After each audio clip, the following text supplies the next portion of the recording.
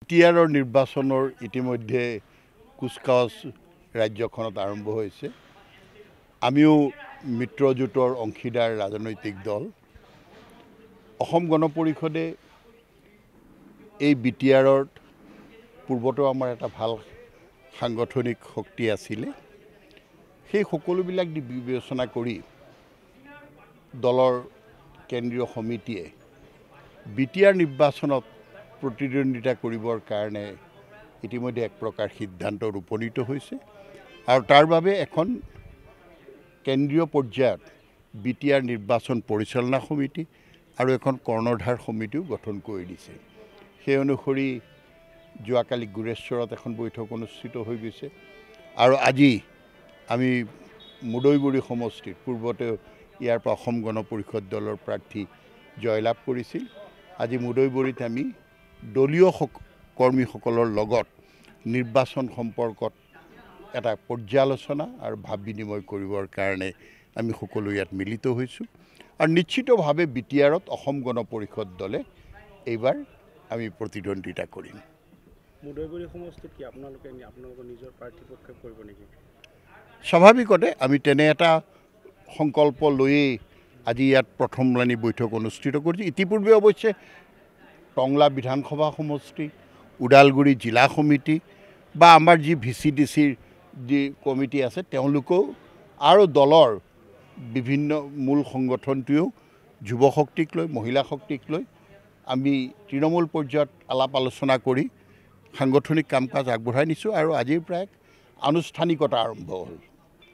নহয়, মিত্ৰজোঁটক নেতৃত্ব দিয়া বিজেপি দলেও মিত্ৰতাত থাকিও তেওঁলোকেও সুকীয়াকৈ প্ৰতিদ্বন্দ্বিতা কৰিব আৰু অসম গণ পৰিষদ দলেও মিত্ৰতা থাকিবই। মিত্ৰতা থাকিলেও এই স্বায়ত্তশাসিত পৰিষদীয় নিৰ্বাচনত আমাৰো এটা সুকীয়া ভূমিকা নিশ্চিত কৰিবৰ কাৰণেই অসম গণ পৰিষদ দলেও আমি এইবাৰ প্ৰতিদ্বন্দ্বিতা কৰিম। মানে আপোনালোকে বিজেপিৰ প্ৰাৰ্থী দিলেও আপোনালোকৰ প্ৰাৰ্থী এইটো কিন্তু কোনেও কাৰো বিৰুদ্ধে আচৰণ কৰি নহয়। আমি আমাৰ লক্ষ্য আমাৰ কৰ্মসূচী লৈ আমি আগবাঢ়ি যাম। পিটিচিত মানে বিজেপিৰ লগত আপোনালোকৰ কোনো ধৰণৰ মিত্ৰতা নাথাকে? এই মুহূৰ্তত এই গোটেই কথাখিনি লৈ অহা নাই। আমাৰ প্ৰস্তুতিয়ে আৰম্ভ কৰিছোঁ।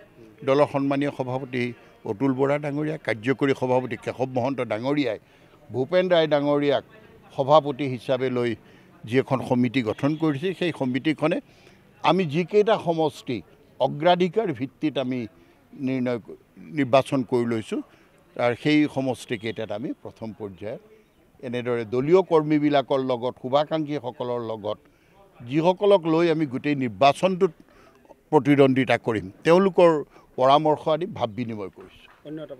বিটিআৰৰ আণ্ডাৰত যিখিনি আমাৰ সমষ্টি আছে প্ৰত্যেকটো সমষ্টিতে আমি এটা অপিনিয়ন লৈছোঁ। আমি আমাৰ সাংগঠনিক ভেটিটো কেনেকুৱা,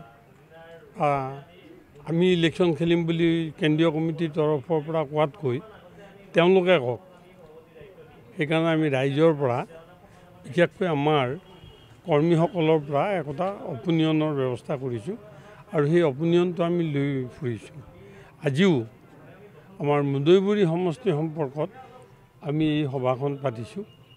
আমাৰ ইয়াত বচা আমাৰ যিসকল কৰ্মী নেতৃস্থানীয় কৰ্মী বা বিষয়ববীয়া সেইসকলক লৈ তেখেতসকলৰ অপিনিয়নৰ ওপৰত ভিত্তি কৰি কেন্দ্ৰীয় কমিটিয়ে এটা সিদ্ধান্ত ল'ব। প্ৰাৰ্থী প্ৰক্ষেপ কৰিম নে নকৰিম, কোনটো সমষ্টি যদি কৰোঁ কোনটো সমষ্টিত কৰিম, এই বিষয়ত আমি বিটিআৰৰ প্ৰত্যেকটো সমষ্টি ভিত্তিত আমি এটা অপিনিয়ন লৈ ফুৰিছোঁ।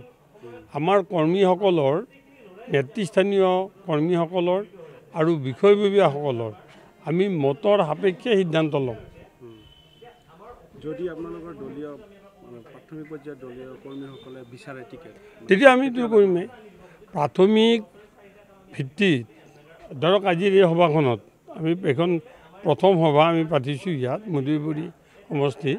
ইয়াত যদি আপোনালোকে কয় যে আমি খেলিম, তেতিয়া ছেকেণ্ড ষ্টেজত আমি আৰু এটা স্কুটিনি কৰিম। এনেই আপুনি ইলেকশ্যন খেলিব লাগে কাৰণে খেলাটো কথাটো নহয়, আমি ছিটটো কেনেকৈ ৰিটেইন কৰিম ছিটটো কেনেকৈ আমি মানে বিজয়ী হ'ম, সেই ধৰণৰ কথা এটা আমি ছাৰ্ভে কৰিছোঁ। প্ৰত্যেকটো সমষ্টিত BTRৰ সমষ্টিত আমি ছাৰ্ভে কৰিম। আৰু আজি আমাৰ কালাইগুৱা সমষ্টিক লৈ যিটো আমাৰ বিধানসভা সমষ্টিৰ অন্তৰ্গত মুদৈবৰী BTRৰ সমষ্টি, তাত আমি এটা অপিনিয়ন লৈছোঁ আমাৰ কৰ্মীসকলে। আৰু এই প্ৰাথমিক যিটো অপিনিয়ন হ'ব, যিটো মত হ'ব ইলেকশ্যনত খেলিব লাগে নে নালাগে, এই বিষয়টো আমি আকৌ ছেকেণ্ড পৰ্যায়ত এটা পুনৰ আলোচনা কৰি পৰ্যালোচনা হ'ব আৰু তাৰে ওপৰত ভিত্তি কৰি কেন্দ্ৰীয় কমিটিয়ে সিদ্ধান্ত ল'ব। তাৰমানে আপুনি ক'ব গৈছে যে আপোনালোকৰ বিজেপিৰ লগত ইতিমধ্যে আপোনালোকৰ মিত্ৰতা চলি আছে। নহয়, বিজেপিয়ে মিত্ৰতা চলি আছে, সেইটো আপোনালোকে ভুল নকৰিব। কিন্তু এতিয়া বিজেপিয়ে কৈছে যে তেওঁলোকে অকলশৰীয়াকৈ খেলিব। এতিয়া তেওঁলোকে অকলশৰীয়াকৈ খেলিলে আমি এটা ৰাজনৈতিক দল, আৰু এই কালাইগাঁও সমষ্টিত আমি 3বাৰ আমাৰ বিধানসভাৰ বিধায়কগৰাকী জিকিছে। আৰু মুদৈবৰী সমষ্টিত প্ৰথম BTRৰ আৰিজন আছিলে আমাৰ অসম গণ পৰিষদৰ আমাৰ স্বৰ্গীয় প্ৰয়াত কেশৱ ডেকা, তাৰপিছত আকৌ বিজেপি জিকিছে। এতিয়া আমি এই গোটেই বিষয়বিলাক আমি চিন্তা কৰি চাম আৰু কৰ্মীসকলৰ মতৰ ওপৰত ভিত্তি কৰিয়ে আমি সিদ্ধান্ত ল'ম। কৰ্মীসকলে বিচাৰিলে আপোনালোকে খেলিব? আমি খেলিম। কৰ্মীৰ যিটো মত, সেই মতটো আমি বিবেচনা মানে খেলিম নে নেখেলিম তাৰ সিদ্ধান্ত লওঁতে এই বিষয়টো আমি বিবেচনাত ল'ম।